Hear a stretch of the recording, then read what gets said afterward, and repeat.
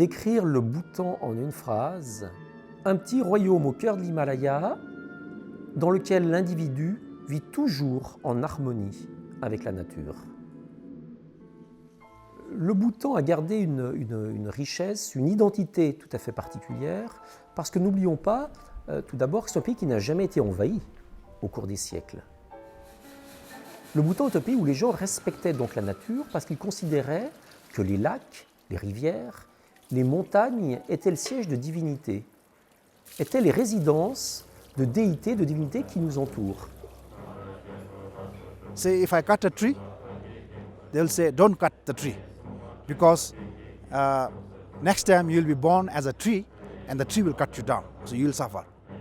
La religion reste un peu le guide, le point vers lequel toute décision, toute pensée, toute réflexion converge, c'est-à-dire que c'est un point de référence.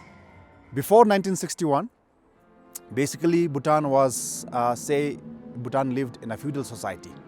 There was no roads, no airport definitely, and there was no industry. People were living on agriculture and animal husbandry. Le roi, le quatrième roi, qui était un grand roi visionnaire, a souhaité ouvrir son pays, pensant qu'une démocratie serait importante et qu'un pays qui fonctionnait avec un système quasi médiéval ne pouvait pas fonctionner dans le monde d'aujourd'hui et avec le XXIe siècle. The development in the area of communication technology, say internet, say mobile telephones, say television, these are so powerful, and whether we like it or not, we have it in the country, and it is changing the community, it is changing the society very, very fast.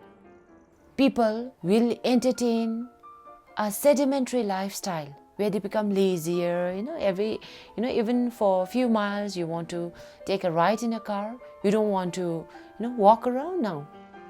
That basic human desire, that basic human instinct of believing that luxury, comfort brings you happiness is there.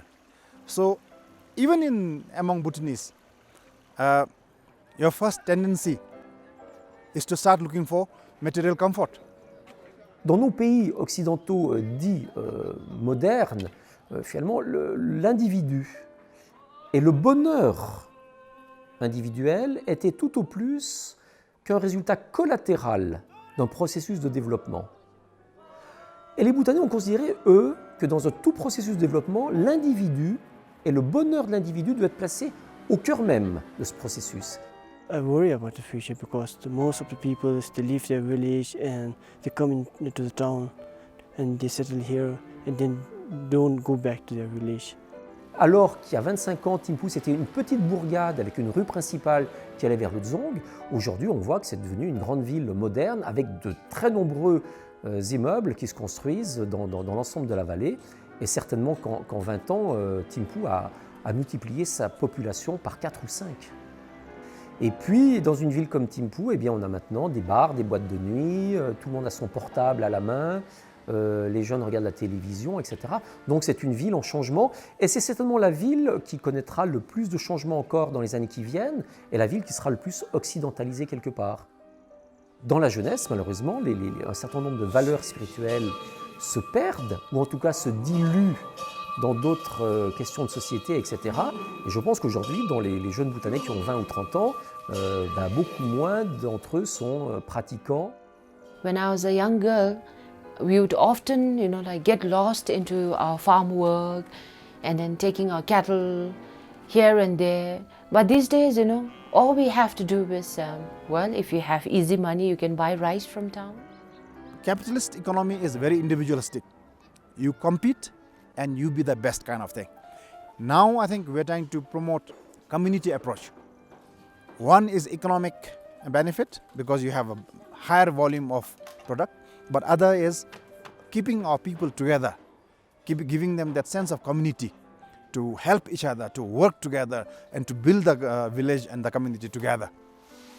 To develop me lost our traditions, but the government is taking a very great part in this to preserve our traditions. And actually, we, as being a monk, we also have a great response to preserve our traditional. Si on trouve de partout les mêmes cultures, les mêmes traditions, les gens portant les mêmes vêtements, buvant les mêmes boissons, écoutant les mêmes musiques et mangeant les mêmes nourritures, le monde sera extrêmement ennuyeux.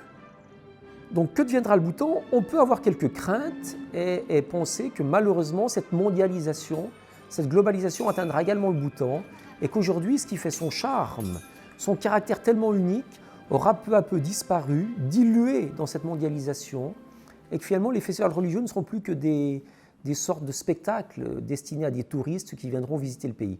Ça serait fort dommage, mais c'est un risque qui existe.